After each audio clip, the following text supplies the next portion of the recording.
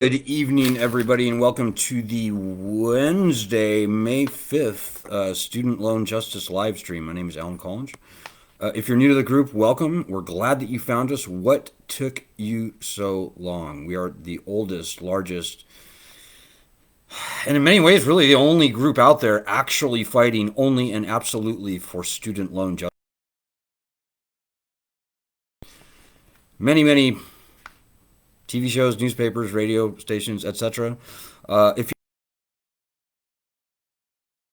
watching us on YouTube, you can't do that. You need to come to our Facebook group, facebook.com/groups/SLJ group. On Facebook, by all means, shoot a see, but if I can see it, I will gladly and happily respond to it here.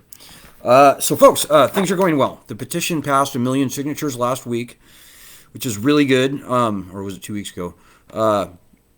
Yeah, and time flies in a pandemic, right? Yesterday we were featured. Was it yesterday? The day is just. It's. I blame it on the pandemic, but anyways, we were featured at CNBC. Yeah, yesterday indeed. Good story about the petition at CNBC. We're waiting for another story to come out shortly, another national news story, not about the petition, but related to the petition, but related to be interviewed both for the recent article at CNBC. And by the way, share it if you can see it somewhere around here. Share that article. We need to spread it wildly. We've already picked up another, I think, 15 or maybe even 20,000 signatures on the petition since yesterday. So clearly, getting the media exposure that this petition deserves is really helpful. It really does help. So that only starts with you. We don't have $1 million budget. We don't have advertising staff. We don't have any of that stuff. We are a 100% volunteer grassroots group. And you and me are just blades of grass. And so it is just so important that you own this problem. These are your loans. This is your problem. Here's where we are at right now. And I don't want to sound too pessimistic here, but thankfully, leading lawmakers like Elizabeth Warren, Chuck Schumer, and others are now calling, indeed, for loan cancellation by executive order. Very good. Good on us. We started that petition back in March. Nobody was talking about it for months and months and months. And so now it's at the top of the news, and that's great. But here's the fear, the threat. Our opponents, they are going to fight with everything they have, and they have a lot. They've got a lot of resources to keep this predatory, failed, but yet whatever. They're going to try and keep this lending system going at all costs. So I can tell you, I'm sure of it. We've been doing this for 16 years. Trust me when I tell you. The bad guys would like to do a fake loan cancellation sort of as an exchange for keeping bankruptcy protections gone from the loans. That's exactly what they want to do. So we have to make sure that that does not happen. The first thing we need to do, obviously, is we need to get a more appropriate number of people on the petition. But more than that, in fact, I consider it to be even more important, we have to make sure that Congress passes legislation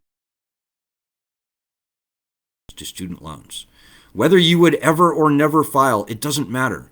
It is the absence of bankruptcy, the stripping of this constitutionally enshrined right that we have got to make sure comes back to student loans. In fact, I would say that if we're going to get any sort of meaningful loan cancellation, which is hopefully total loan cancellation of all certainly federally owned student loans, the necessary precondition for that is getting bankruptcy protections returned. So we're now 5 months into the new session. We do not yet have bankruptcy legislation to point to. Last session, good bankruptcy legislation that would repeal the one line of federal code that makes student loans different from all other loans in bankruptcy We had great legislation come out in the month of May 2019, so 2 years ago. It is now May 2021, the first 5 months of the new session, and we do not yet have that bankruptcy legislation out. So, we are doing everything that we can behind the scenes, and to anybody we can talk to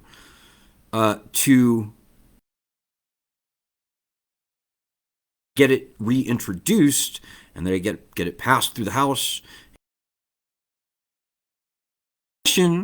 We got it passed out of committee in the House, which is a really good thing. And in fact, it had some Republican support. Matt Gaetz is kind of walking on eggshells right now for other reasons, but and also John Katko. So that's in the House. I am very confident that if we were to get this legislation introduced and voted on today, I think it would pass with bipartisan support. But as I said, folks, I do not trust our opponents. They're very well connected, and they're very influential over both Republicans and Democrats in Congress. We don't trust any elected officials further than we can bowl them, and that includes people that we would have endorsed for president, like Bernie Sanders and Elizabeth Warren. We do not trust them further than we can bowl them. You name the politician, we do not trust them further than we can bowl them. So I'm worried, and I will keep you updated on that. I think that we will know by roughly, I'm going to say July 4th, or maybe a little earlier, like towards the end of June. We will know if they're going to screw us or not. At this point, I'm worried. I'm very worried. We're hearing Elizabeth Warren say some nice things about bankruptcy, and that's good. But I'm worried. I worry. So, hey, by the way, if you have any questions or comments, throw them out. I'm going to try and keep this very short tonight, like maybe no longer than 5 more minutes. But here's another thing, which is good. The former first director of the Consumer Financial Protection Bureau, Richard Cordray, is going to be directing the Office of Federal Student Aid. So that may not sound like much to you, but that's actually a pretty big deal. Cordray is, Bureau director. He came aggressively against the for-profit lenders. All good. The people that have been head of the Office of Federal Student Aid before him were just troglodytes. They were swamp creatures in the extreme. So this is very interesting. However, we're not huge fans of the CFPB. I'm sorry, guys. They tiptoed right around federal student loans at every step of the way the entire time that they've been in existence, including under the first, 4 years under Richard Cordray. So it bodes well, but we'll see. Cordray never mentioned bankruptcy and federal student loans in the same sentence. I think maybe one CFPB report that I noticed talked about bankruptcy for private student loans, which is really just kind of towing the party line for the Democrats. So I guess the upshot is, folks, don't expect that Washington, D.C. and the existing power structures in Washington, D.C. are going to solve this problem for us. We've been screwed many times. In fact, the Democrats screwed us back in 2007, 2008, when we had a supermajority in Congress. So now is not the time to sit back and watch and wait and hope that the people in Washington, D.C. do the right thing. They have never done the right thing. And there's no good reason to believe they will do the right thing now. They may wrap whatever they do in friendlier language, a la Obama Biden, very friendly words the whole way through. And during those 8 years, nearly $1 trillion was added onto our backs. But a screw is a screw, guys. And the key tell is whether we see bankruptcy legislation come out and whether we see it go through. You know, the Democrats have no excuse anymore. They now have the House. They now have the Senate. Bankruptcy passed the House committee with bipartisan support. There's no excuse not to return bankruptcy protections to these loans. As I said, I'm worried. And if I'm worried, you should be worried, because we're usually not wrong on these kind of things. So things are going really good, guys. I have to say, I'm worried, but we're in the best position we've ever been in. And quite frankly, I hope and pray. And I am working very hard, and you should be working very hard too, to grow that petition, to get bankruptcy legislation going. Call your senators. Call your congressmen. And I guess a third leg, I think it's also very important that we reach out to Republican governors. I think Republican governors can change the whole game for us, because we recently discovered that over a third of U.S. states owe more in student loan debt than the entire budgets of those states. And we're not talking small states. We're talking big states. We're talking Texas, Florida, Ohio. But, most of the governors of those states are Republican governors. They just are. And they need to step up and fight for their people over the swamp in Washington, D.C. It is a very conservative thing that we're asking these game for us. So the third thing, three things: petition is on there. Bankruptcy legislation, get it going with your senators. Third thing, send that report, which I will post in the comments below here. Send that report that we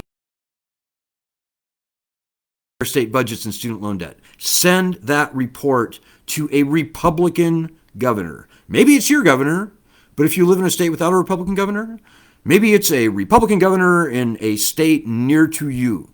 Send it to the media in those states. Send it to the governor's friends. Send it to the governor's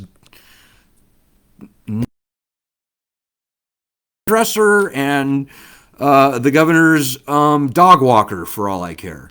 But get that report to the governor, governor. I'm telling you guys, we're not a partisan group. But we have to pay attention to partisan issues. And right now, the Republicans are against loan cancellation, and historically, they've been against bankruptcy. Everything could change now.